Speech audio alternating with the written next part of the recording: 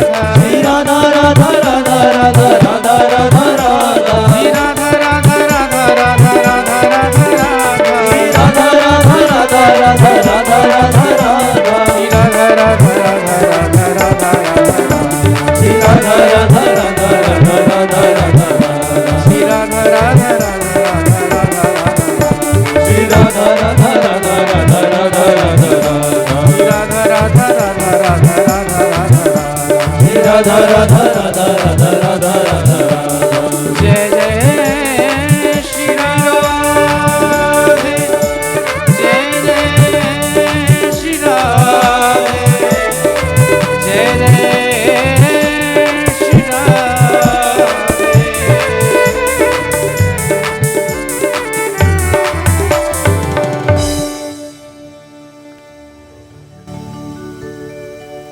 बिन पाप पुण्य देखे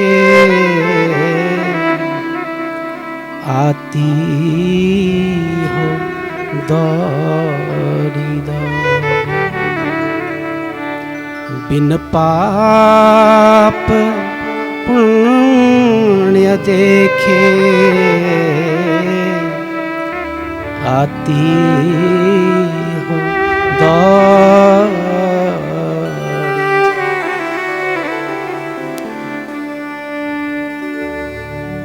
बोलिए भागवत भगवान की जय जय, नाम संकीर्तन की जय जय, सद्गुरु देव महाराज की जय।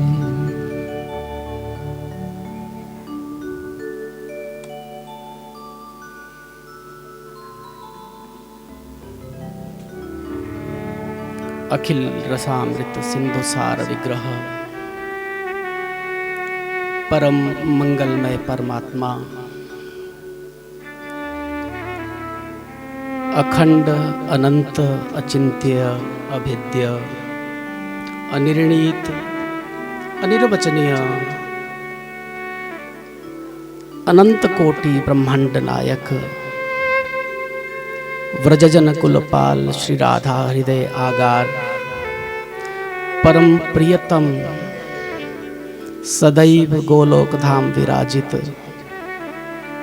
श्री राधा माधव सरकार के पाद पद्मों में अनंत कोटि वंदन प्रस्तुत करता हूँ।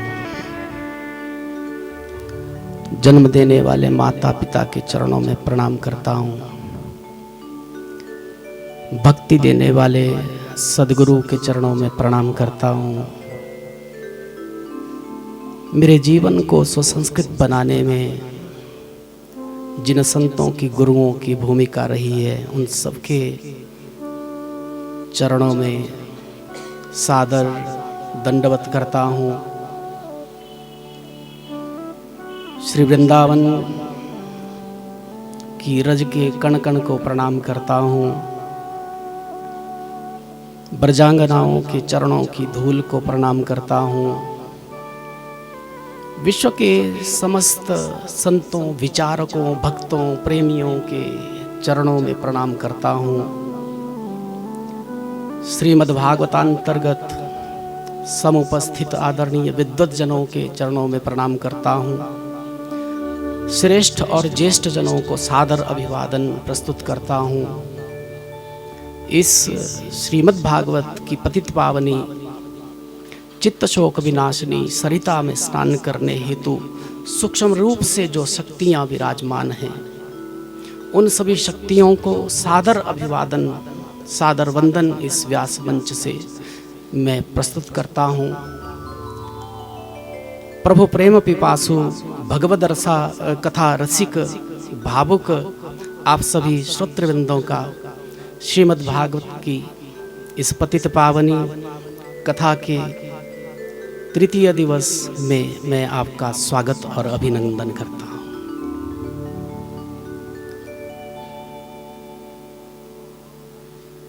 भगवान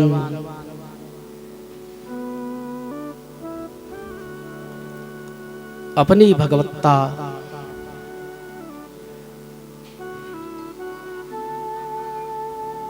की एक झलक दिखाते हुए प्रेमियों और भक्तों को आनंद देने के लिए धराधाम पर अवतरित होकर के आते हैं। अनेक रूप धारण करके परमात्मा आता है। श्री ठाकुर जी की कृपा को प्राप्त करने के लिए एकमात्र जो साधन है वह ठाकुरानी की शरण है, क्योंकि मातृमयी ममतामयी जो सरकार है वह श्री राधा है। इसलिए मन को एकाग्रचित करने के लिए, थोड़ा कंसंट्रेशन बनाने के लिए हमने किशोरी जी के चरणों में निवेदन किया एक भाव।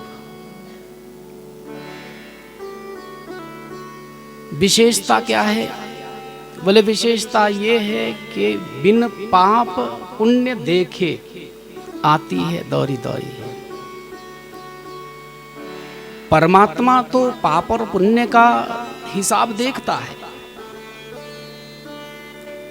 क्योंकि न भुक्तम कर्म क्षीयते जन्म कोटि शतैरपि अवश्यमेव भोक्तव्यम कृतम कर्म शुभाशुभम। जो हमने बीज बोया होगा वो काटना तो पड़ेगा ही जी। बिना भोगे ना तो पुण्यों का क्षय होता है ना पापों का क्षय होता है। भले ही नरक में कोई चला जाए, भले ही स्वर्ग में चला जाए, स्वर्ग कुछ और ज्यादा नहीं है, वो एक 5 स्टार होटल से थोड़ा ऊपर है, 7 स्टार होटल से थोड़ा ऊपर है। लेकिन 7 स्टार 5 स्टार होटल में आप लोग चले जाओ, जब तक आपके पास अकाउंट में पैसा है वो बढ़िया आदर सत्कार के साथ रखेंगे। जैसे ही अकाउंट खाली हो जाएगा धक्के मार करके बाहर निकाल देंगे। स्वर्ग में भी ऐसा ही होता है। जब तक पुण्य है तब तक बड़ी खातिरदारी होगी, लेकिन जैसे ही पुण्य समाप्त होता है, क्षीणे पुण्य मर्त्य लोकम विशन्ति, ऊपर से टपका दिया जाता है, जाइए फिर से। तो पुण्य कर्मों के प्रभाव से स्वर्ग मिलना, पाप कर्मों के प्रभाव से नरक मिलना, उसके बाद फिर से मृत्यु लोक में आना और क्रम मुक्ति के लिए प्रतीक्षा करना। देखो, हम जितने भी जीव हैं ना जी, एक दिन हम सबको मुक्त होना है। एक दिन सबको मुक्त होना ही होना है। हम क्यों में लगे हुए हैं? हम पंक्ति में लगे हुए हैं। करोड़ों जन्म हो गए, क्या पता करोड़ों और हो जाए। एक ना एक दिन अपने सच्चे घर हमें जाना है, प्रभु से मिलना है अवश्य। लेकिन इस क्रम मुक्ति के प्रसंग के साथ साथ एक और भाव जुड़ा हुआ है, वह है सद्य मुक्ति। सद्य मुक्ति कैसे संभव है? सद्य मुक्ति तो तभी होगी जब परमात्मा चाहेगा, जब ईश्वर अनुग्रह होगा। ईश्वर यदि चाहे तो एक पल में राशि राशि हमारे पाप पुण्यों को समाप्त कर दे, न्यूट्रल कर दे। जब तक पाप पुण्य का बैलेंस रहेगा तब तक मुक्ति तो नहीं हो सकती। तो जब तक परमात्मा नहीं चाहेगा तब तक सद्य मुक्ति नहीं हो सकती। लेकिन किशोरी जो तो ऐसी है, बोले वो कोई आचरण नहीं देखती, कोई पाप पुण्य नहीं देखती है, केवल एक ही वस्तु देखती है कि ठाकुर जी के प्रति प्रेम कितना है मन में। कोई जीव ठाकुर जी के लिए कितना तड़पता है, कितनी तड़प है, कितनी लल्यता है, कितनी उत्कंठा है। ये लल्यता, ये उत्कंठा, ये लालसा, ये तड़प ही परमात्मा से मिलाने वाली है। और ये तड़प सत्संग में जाकर के हमें मिलती है। किसी कथा में जाकर के यदि मानसिक शांति आपको मिल जाए तो वो कथा ही नहीं है। कथा में जाकर के मानसिक शांति नहीं मिलती है। कथा में जाने से तो प्रभु से मिलने की प्यास और बढ़ जाती है, प्यास बढ़ जाती है।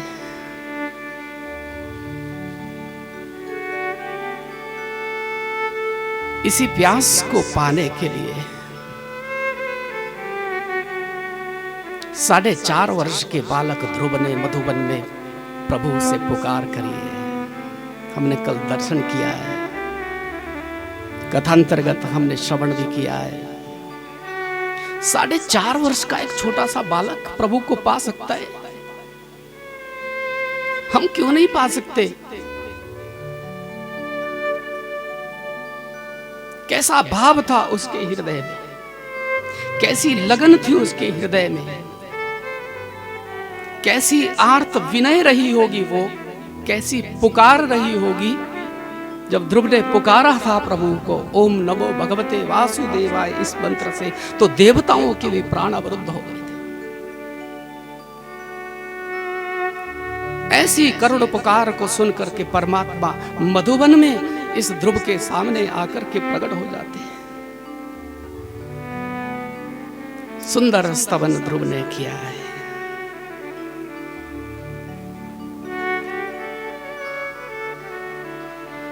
यंत प्रविश्य मम वाचमिमां प्रसुप्ता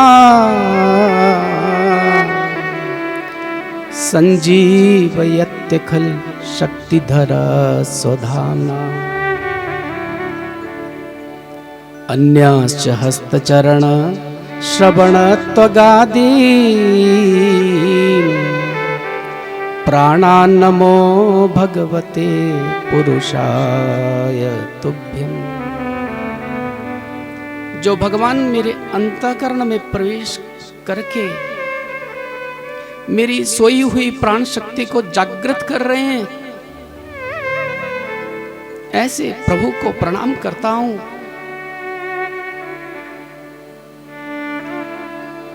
या निवृत्तिस्तनुवृतां स्तव पादपद्म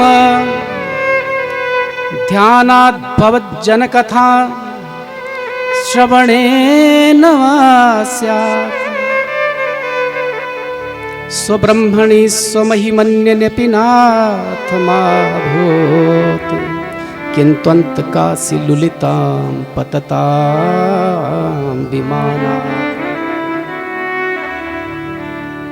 छोटा सा बालक कह रहा है, जो शांति आपके चरण कमलों में,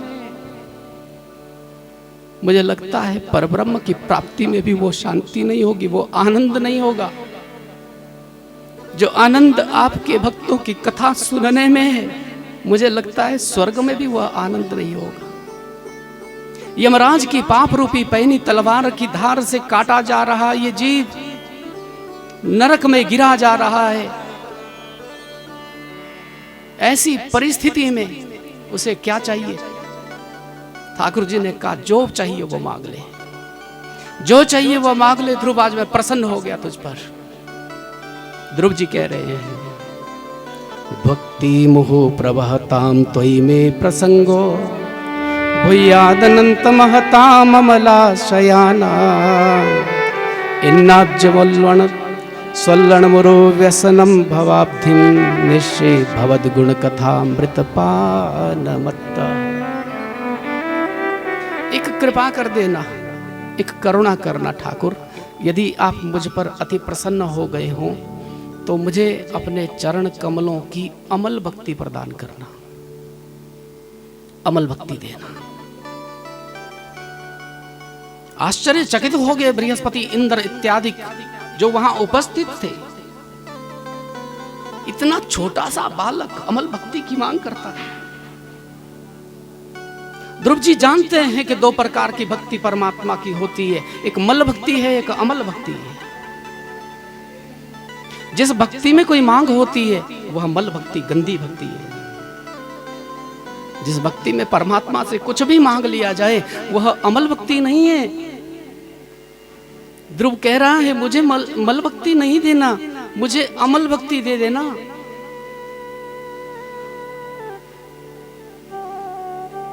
निश्चय भवद गुण कथा मृतपानमत्तः, मैं आपकी कथाओं का आनंद लेता रहूं, आपके सत्संग का आनंद लेता रहूं। ऐसी अमल भक्ति मुझे प्रदान करना श्री ठाकुर जी ने कृपा करी है। और जा पर कृपा राम की होई, ता पर कृपा करे सब कोय। आ गए थे पिताजी रथ लेकर के, राजगद्दी पर अभिषिक्त किया। और इन्हीं ध्रुव के दो विवाह हुए, भ्रमी और इला इनकी भार्याओं के नाम है। दो पुत्र भी हुए ध्रुव जी के, उत्कल और वत्सल इनका नाम है।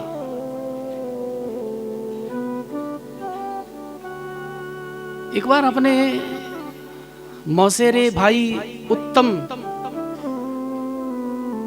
के लिए ध्रुव जी ने यक्षों पर चढ़ाई करने के लिए उद्योग कर लिया था, प्रयास कर लिया था। उत्तम ने यक्षों के बगीचों को उजाड़ा। यक्षों ने बहुत समझाया, आप ध्रुव जी के भाई हैं, इस तरह से प्रकृति को नहीं उजाड़ना चाहिए, वृक्षों को नुकसान पहुंचाना अच्छी बात नहीं है। उत्तम माना नहीं, तो यक्षों के साथ युद्ध हुआ, उत्तम की मृत्यु हो गई। हजारों सैनिकों को लेकर के ध्रुव जी ने यक्षों पर चढ़ाई कर दी। जैसे ही युद्ध प्रारंभ होने वाला था, वहां पर स्वयंभू मनु स्वयं आए हैं और उन्होंने ऐसा सुंदर उपदेश महाराज ध्रुव को दिया है कि महाराज ध्रुव के नेत्र खुल गए। देखो, एक बहुत ध्यान देने वाली बात है। ध्रुव जी को परमात्मा का दर्शन हो गया है, प्रभु का साक्षात्कार हुआ ध्रुव को, लेकिन फिर भी क्रोध पर विजय नहीं पा सका। प्रभु का दर्शन हुआ, फिर भी क्रोध पर विजय नहीं पा सका। ऐसा क्यों हुआ? संत कहते हैं, बोले परमात्मा का दर्शन हो जाना, साक्षात्कार हो जाना अलग बात है। प्रभु को तो दुर्योधन ने भी कई बार देखा था, दुष्टों ने भी कई बार प्रभु को देखा, दर्शन किया, लेकिन विकारों का विनाश तो नहीं हुआ ना। विकारों का विनाश तो केवल सत्संग में होता है। यदि सत्संग की कमी जीवन में रह गई तो विकार नष्ट नहीं हो सकते। सुंदर सत्संग मनु महाराज जी के द्वारा होता है। मनु महाराज कहते हैं, बोले बेटा, नायम मार्गो हि साधूनां ऋषिकेशानुवर्तिनां। ऋषिकेश के जो अनुवर्ती हैं, जो रामकृष्ण के प्रेमी हैं, उनके लिए ये मार्ग नहीं है बेटा।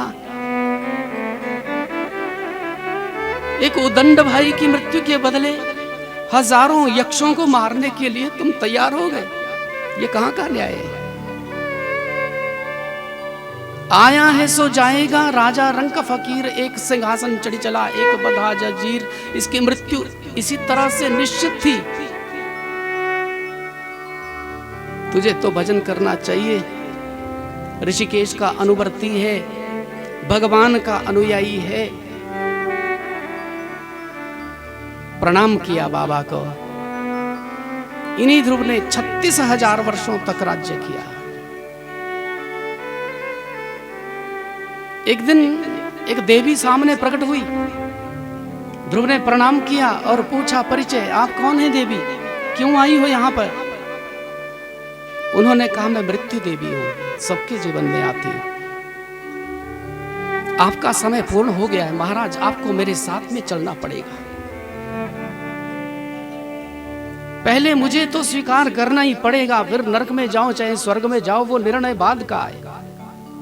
पहले मुझे स्वीकार करना पड़ेगा। ध्रुव जी इधर उधर देखने लगे, उतने में प्रभु ऊपर दिखे और ठाकुर जी ने इशारा किया, बोले बिल्कुल मत इसको स्वीकार करना, मत जाना। तो ध्रुव जी ने भी इशारा किया, बोले फिर क्या करें? ठाकुर जी ने कहा, बोले इसको झुकने को बोलो। ध्रुव जी ने कहा, माता जी आप थोड़ा सिर झुकाएंगी अपना। जैसे ही मृत्यु देवी ने सिर झुकाया था तो मृत्यु मूर्धनिम पदम दत्वा आरुरोहात अद्भुतम गृहम। मृत्यु के सिर पर पैर रखा ध्रुव जी ने, मृत्यु को सीढ़ी बना लिया जी। अद्भुत पद की प्राप्ति हुई, अचल पद की प्राप्ति हुई ध्रुव को। ध्रुव का अर्थ ही अचल होता है, अटल होता है, जो टलता नहीं है, जो चलता नहीं है, वो ध्रुव है। ध्रुव पद की प्राप्ति हुई, कारण क्या था? विचार तो यही करना है, कारण क्या था? बोले कारण केवल एक था कि ध्रुव ने प्रभु का नाम लिया। नाम लिया, भले ही कैसे ही लिया। विमाता ने ठोकर मारी थी तभी लिया ना नाम, अगर वो ठोकर ना मारती तो नाम ना लेता, लेकिन नाम तो लिया। तो शास्त्र कह रहा है, ध्रुव सगलानी जपेऊं हरि नाम, ध्रुव सगलानी जपेऊं हरि नाम, पावा अचल अनुपम ठाम, पावा अचल अनुपम ठाम, ध्रुव सगलानी जपेऊं हरि नाम, ध्रुव सगलानी जपेऊं हरि नाम, पावा अचल अनुपम ठाम, पावा अचल अनुपम ठाम, ध्रुव सगलानी जपेऊं हरि नाम, ध्रुव सगलानी जपेऊं हरि नाम, ध्रुव सगलानी जपेऊं हरि नाम, सगलानी जपेऊं हरि नाम।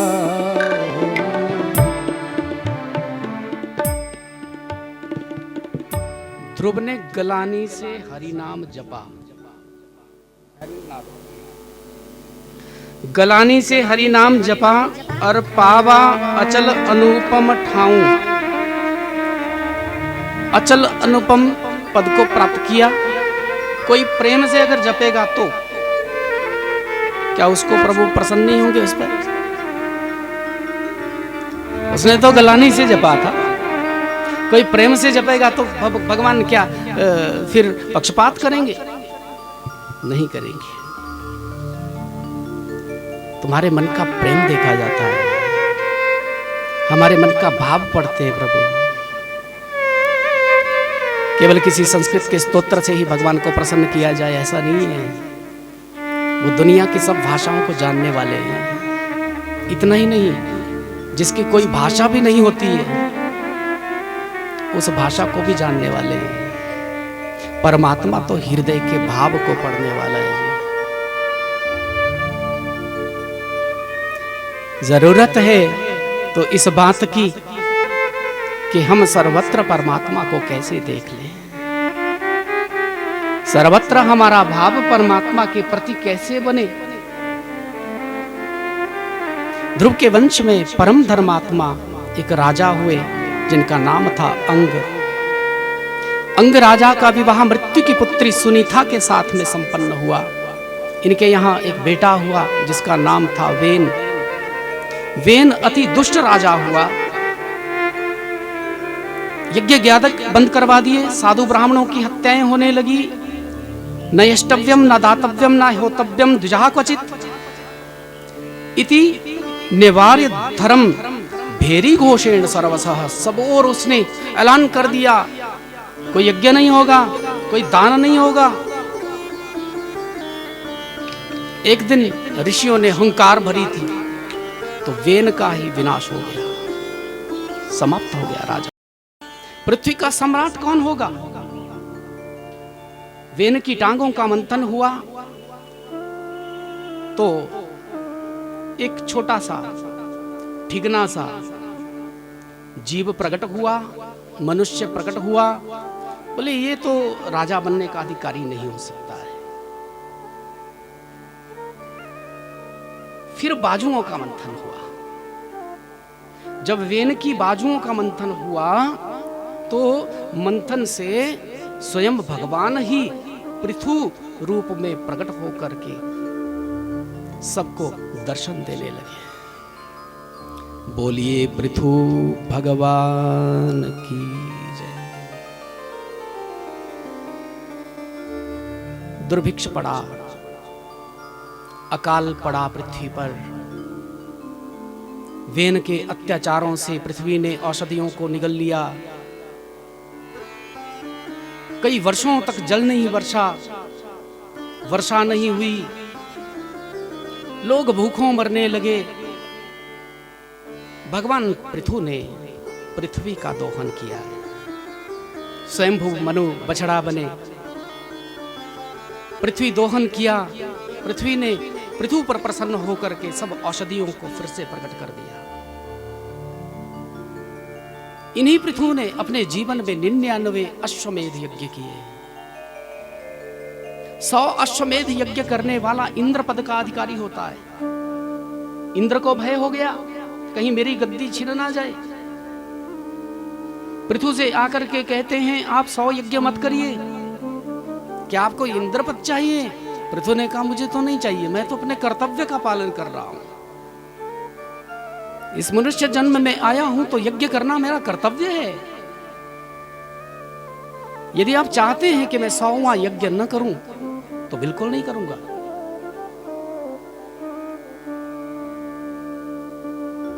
केवल 99 यज्ञ पर स्टॉप कर दिया। पृथु के बेटा का नाम है विजिताश्व, क्योंकि इन्होंने इंद्र को ही जीत लिया था। नाम पड़ा विजिताश्व। फिर इंद्र पाखंड का सहारा लेकर के आया था। उस समय से पाखंड का प्रादुर्भाव हो गया। ब्राह्मणों ने मंत्रों से इंद्र को खींच लिया। ऐसा यज्ञ किया था पृथु ने, मंत्रों से ही इंद्र को खींच लिया। क्षमा मांगने लगा, ब्रह्मा जी ने बचाया, भगवान स्वयं प्रकट हो गए। पृथु से कहा प्रसन्न हो गया हूं, मांगिए क्या चाहिए आपको। 10,000 कान मांगे। मेरे कानों में 10,000 कानों की सामर्थ्य आ जाए। बोले 2 कानों से गुजारा नहीं चल रहा है क्या? लोग तो 2 कानों से ही निंदा चुगली बहुत सुन लेते। राधे राधे बोलो। भगवान पृथु कहते हैं आपके भक्तों की कथा सुनते सुनते मुझे तृप्ति नहीं होती है। सत्संग सुनते सुनते मेरा मन नहीं भरता है। हे केशव आप कृपा करना, मेरे कानों को इतनी सामर्थ्य दे देना कि दोनों कानों में 10,000 कानों की सामर्थ्य आ जाए और इन कानों के दोनों से मैं कृष्ण रस पीता रहूं, कृष्ण रस पीता रहूं। भगवान ने कृपा करी है। विदिताश्व को इंद्र ने एक विद्या सिखाई अंतर्ध्यान होने की। इनका नाम ही अंतर्ध्यान हो गया। अंतर्ध्यान के बेटा का नाम हविर्धान, हविर्धान के बेटा का नाम है प्राचीनवर्री। आप बहुत ध्यान से सुनना। मेरे पास इधर उधर की बात करने का ना तो समय है और ना ही इस पवित्र व्यास मंच से इधर उधर की बात करने का मुझे अधिकार है, ना मुझे करना चाहिए। ये अति पवित्र व्यास मंच है, ये सर्वोच्च गद्दी है। स्पिरिचुअलिटी का जो पीक है, जो आध्यात्मिकता का शिखर है, श्रीमद् भागवत, विद्यावते भागवताम परीक्षा, विद्यावताम भागवते परीक्षा। श्रीमद् भागवत जो सनातन वांग्मय का सर्वोच्च ग्रंथ है, केवल उसकी बात करूंगा, केवल उसकी बात करूंगा। भागवत कहती है राजा प्राचीन वर्री यज्ञ में पशु बलि देते थे और पशु बलि दे दे करके बकरों और घोड़ों के चमड़ों के पहाड़ बन गए थे। नारद जी की दृष्टि पड़ी तो रो पड़े थे नारद, इतने पशुओं को तूने मार दिया राजन, एक एक जन्म में ये पशु तुझसे बदला लेंगे, एक एक जन्म में तुझसे बदला लेंगे राजन। प्राचीन वर्री ने कहा जो चले गए वो चले गए, वो कहां से आएंगे? नारद जी ने कहा बोले तुम्हारे पास दृष्टि नहीं है, देखने की दृष्टि आ जाए तो तू फिर ये बात ही नहीं करेगा। राजा के माथे पर हाथ फेरा था, दिव्य दृष्टि आ गई, आकाश में जैसे ही नजर दौड़ाई थी वो हजारों पशु उनके चेहरे नजर आने लगे। सब कहते हैं राजा से कि राजा एक एक जन्म में तुझसे बदला लेंगे, एक एक जन्म में तुझसे बदला लेंगे। घबरा गया था राजा प्राचीन वर्री। अब क्या किया जाए? नारद जी ने कहा प्रायश्चित करो, प्रायश्चित करो। गलती से यदि हमारे जीवन में पाप हो जाए तो हमें प्रायश्चित करना चाहिए। प्यार से कहो जय श्री कृष्ण। लेकिन प्रायश्चित करने के बाद फिर से जानबूझ करके पाप नहीं करना चाहिए। अगर प्रायश्चित करने के बाद फिर से जानबूझ करके पाप कर दिया तो फिर दुगना पाप लगेगा, फिर और भी फाइन चढ़ेगा। प्यार से बोलो राधे राधे। वास्तव में हम प्रभु के पास से आए हैं प्राचीन वर्री, नारद जी कहते हैं।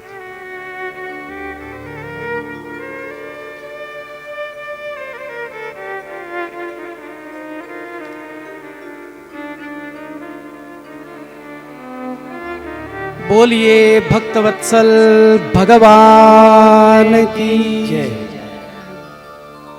जो सब जीवों में ही भगवान का दर्शन कर लेता है वही तो श्रेष्ठ संत है महाराज। आज बड़ी सुंदर बात चल रही थी।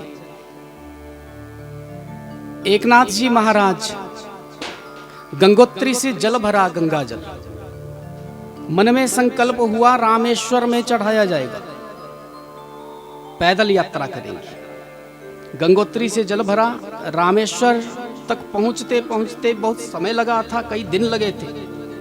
गर्मियों के दिन चलना मुश्किल हो रहा है, सब शिष्य साथ में हैं और एकनाथ जी महाराज ने देख लिया, बोले सामने वो पहाड़ पे रामेश्वर है, अब पहुंचने ही वाले, हम पहुंचने ही वाले।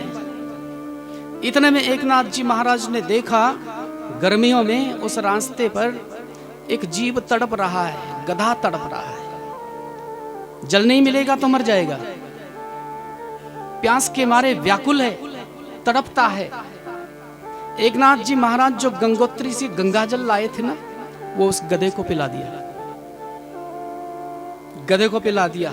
लो मेरे रामेश्वर प्रभु, यहीं से स्वीकार करो हमारा गंगा जल।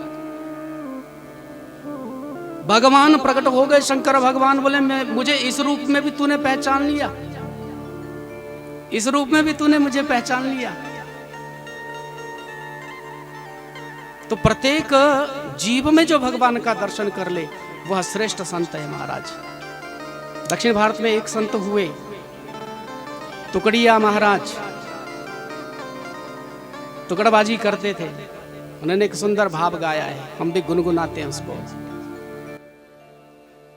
हर देश में तो हर वेश में तू, हर देश में तो, हर वेश में तो तेरे नाम अनेक तो एक ही है। तेरे नाम अनेक तो एक ही है। हर देश में तो, हर देश में तो, हर देश में तो, हर देश में तो तेरे नाम अनेक तो एक है। तेरे नाम अनेक तो एक ही है। तेरी रंग भूमि यह विश्वधरा, तेरी रंग भूमि यह विश्वधरा, सब खेल में मेल में तो ही तो है। सब खेल में मेल में तो ही तो है। हर देश में तो, हर वेश में तो, हर देश में तो, हर वेश में तो तेरे नाम अनेक तो एक ही है। तेरे नाम अनेक तो एक ही है।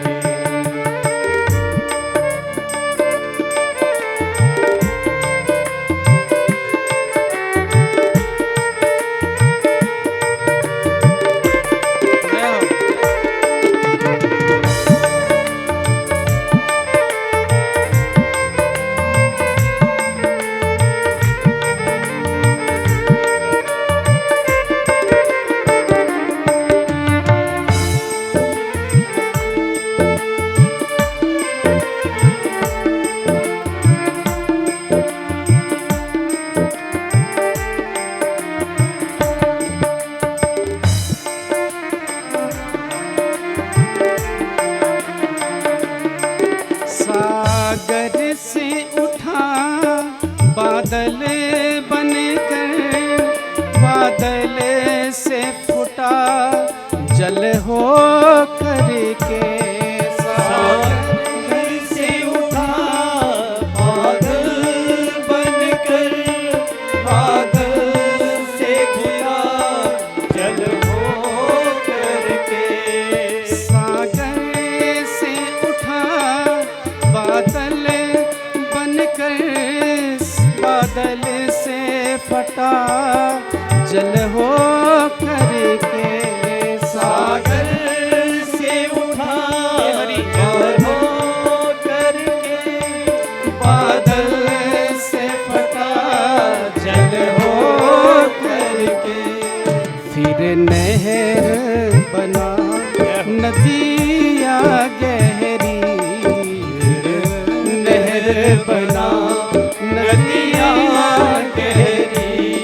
तेरे भिन्न प्रकार तो एक ही है। तेरे भिन्न प्रकार तो एक ही है।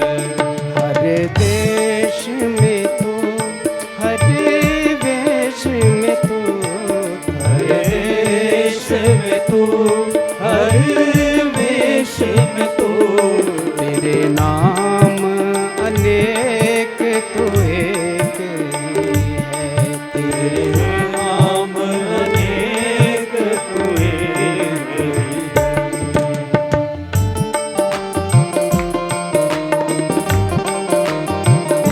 जय हो।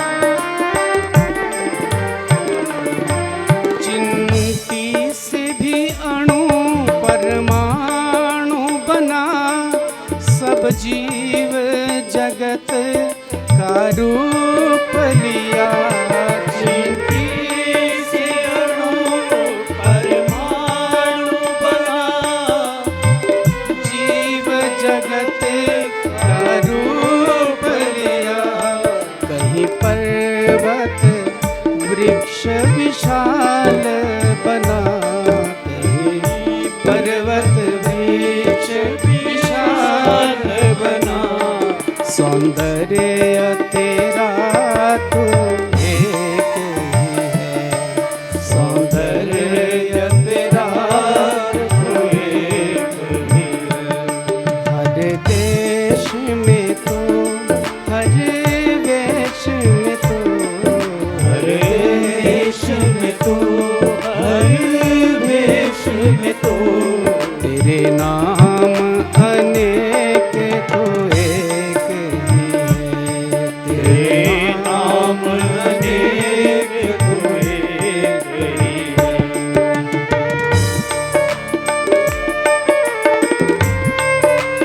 हे हरि ठाकुर करुणा निधान, तू एक है केवल।